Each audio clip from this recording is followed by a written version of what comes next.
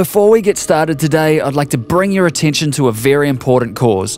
Half-Life 2 VR is currently on Steam Greenlight, and we need your help to get this release approved by Valve. Once approved, the VR mod will be released for free for all owners of Half-Life 2 with Episode 1 and 2.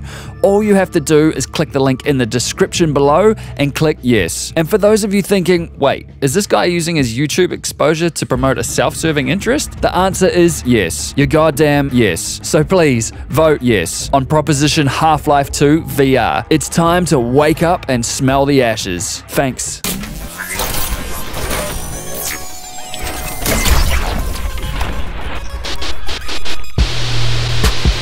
What is currently happening, programs? Welcome to The Grid, where I'll be bringing you this week's news in VR. It's Friday the 12th of May 2017, and all I can say this week is superpowers can do super things. We've got Marvel stepping into VR, Payday 2 VR, Google buys Owlchemy Labs, Palmer updates, and much more. Today, I'm going to cover off the main events to keep you in the loop. So stay locked, crush that like button, enjoy, and welcome to The Grid. What is currently happening, YouTube? Facepalm here, your friend in Oz and NZ, bringing you reviews, tutorials, and game clips, minus the shit. You can follow me on Twitter at Facepalm with a 1, not an L. As for here on YouTube, if you like what you find, then like, comment, and subscribe. Don't forget to bring your game face. Let's get it done. On the off chance you skip the intro, please help the Half-Life 2 VR mod get an official free release on Steam so we can all play this game in virtual reality. Click the link in the description below and vote yes on Proposition Half-Life 2 VR. On with the show. Get your capes and fucking whoosh noises ready, programs, because Marvel is stepping into the VR arena. GameSpot has this week interviewed Jay Ong, who is no less than the Senior Vice President of Games and Innovation at Marvel Games. Marvel Games, who are owned by Disney, as is the rest of Marvel Entertainment, has been positioning itself lately to be a serious contributor to the Marvel machine. And given the studio's recent collaborations with fully fledged game studios like Square Enix for what looks to be an epic Avengers game, or Insomniac, who brought us Edge of Nowhere and Unspoken, or the new Spider-Man game, it comes as a potentially huge deal for VR when Jay mentioned that we're looking at not just console and mobile, but VR as well. The possibilities are practically without limits. Now, it's that kind of talk that definitely gets the ears hard. Then when asked if he thought VR has potential, Jay mentioned that when his team looked into VR, they found some opportunities for some really cool experiences. And that there are VR things in the works, but they won't make any announcements just yet. Jay also continues on to say that Marvel Games is planning to tackle some really ambitious projects in VR aimed at defining the VR platform as a whole. Big words from a big company, and I for one am really excited to see if they can put their money where their mouths are. And I hope that when they say experiences, it's not a cop-out to give us a 2-minute VR experience, as seems to be the fashion lately.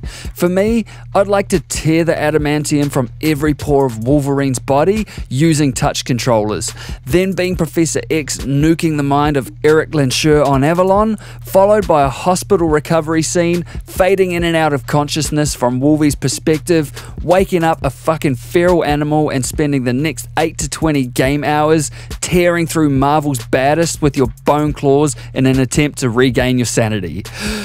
I mean, some shit just writes itself. Well, after it's been written, that is. Bonus points for anyone who gets that reference there too. And I'd love to hear your thoughts on what you would consider the ultimate Marvel VR experience down in the comments. So I'll see you there. Whatever the intended outcome though, Marvel is a machine and they need to churn out something large to live up to the hype, and I can't wait to see where that path leads. And continuing on the trend of game studios retrofitting existing games we love into VR, Starbreeze Studios has this week announced during their live Starstream event that they are bringing the already established Payday 2 to VR. That's right, not only will the 4-year-old multiplayer first-person shooter get free updates from here on out, the game will also receive VR support later this year. And by VR support, I mean Vive support. But at this stage, Vive games are Rift compatible through Steam and vice versa using Revive, so, you know, VR support. Now, you may know Starbreeze Studios as they are the Swedish company partnering up with Acer to develop the StarVR headset. Yeah, you know the one. It's the one that looks like someone is about to bulldoze their way through a field of undead using their face, but which is actually a $3,000 plus 210-degree field of view 5K resolution HMD aimed at corporate and on-site outlets. It's actually pretty nice. Well, it will be once the kinks are ironed out. And you might also remember Starbreeze Studios as the publisher from such titles as System Shock 3, Dead by Daylight, the John Wick Chronicles, and the upcoming, delayed, Overkill's The Walking Dead. So they know them some games. The studios decided to follow in the footsteps of Bethesda and take an existing first-person game that people already love with an already proven user base and pre-built assets, environments, and mechanics, and just add support for VR. I know, right? Who would have thought that would have worked? But what really sets Payday 2 VR apart from the rest is that Payday 2 VR will be cross-platform. And by cross-platform, I mean VR and PC players will be able to rob the same banks at the same time together.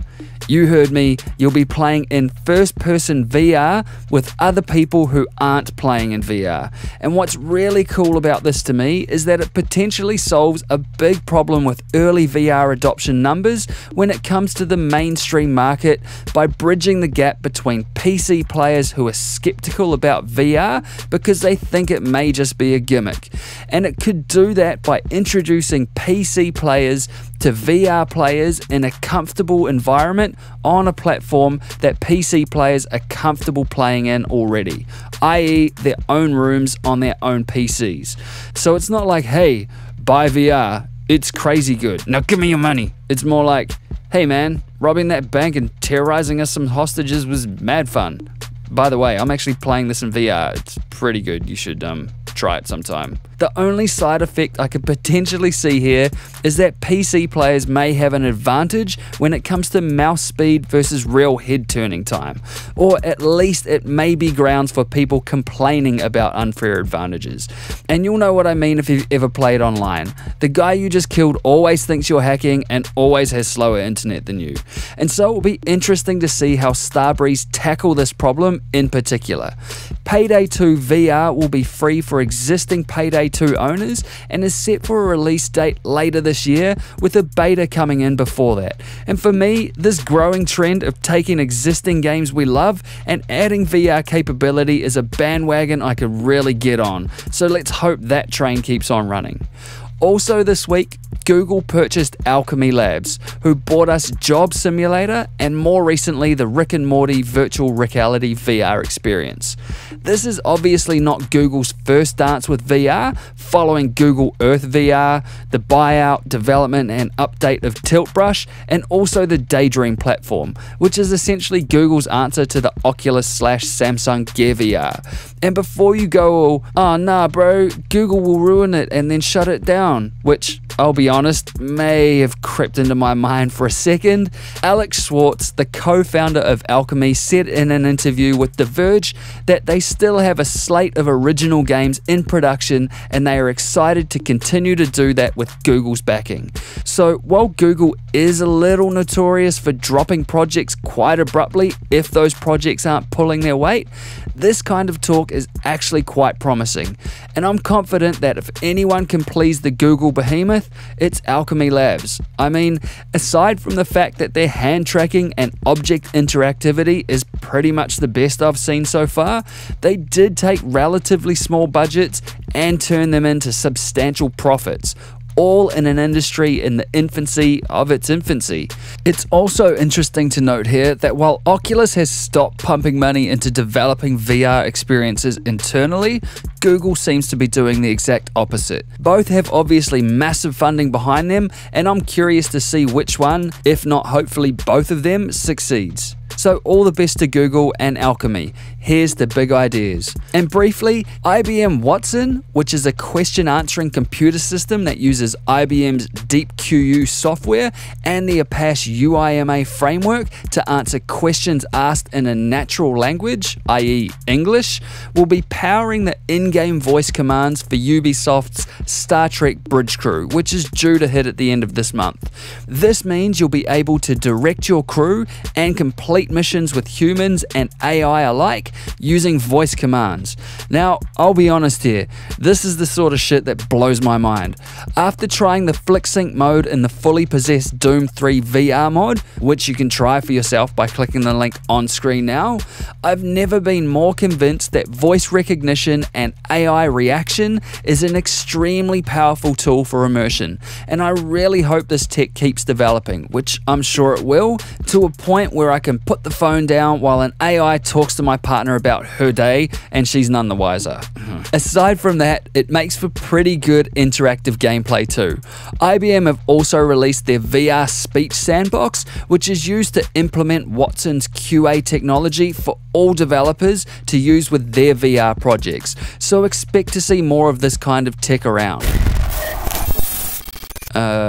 That was weird. And finally, Palmer Luckey has given his first interview since leaving Oculus with Mogura VR at Machiasobi, excuse my butchering of the Japanese language, which is a Japanese anime event held in Tokushima.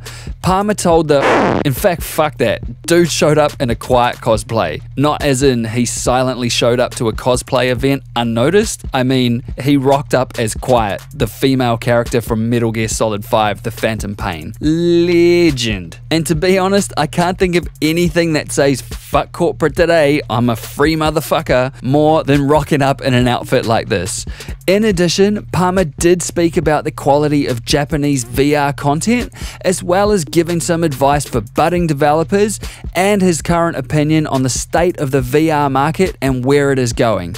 Even going so far as to talk about neural linking of VR as an endgame, which, you know, plug me in, bruh. And you can check the description below for a link to the interview, which is split into 3 parts and written in Japanese. So if you don't speak or read Japanese, then Google Translate is your friend. And that's this week in VR on the grid.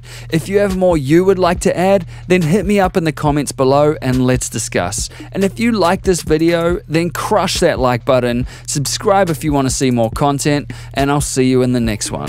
Peace!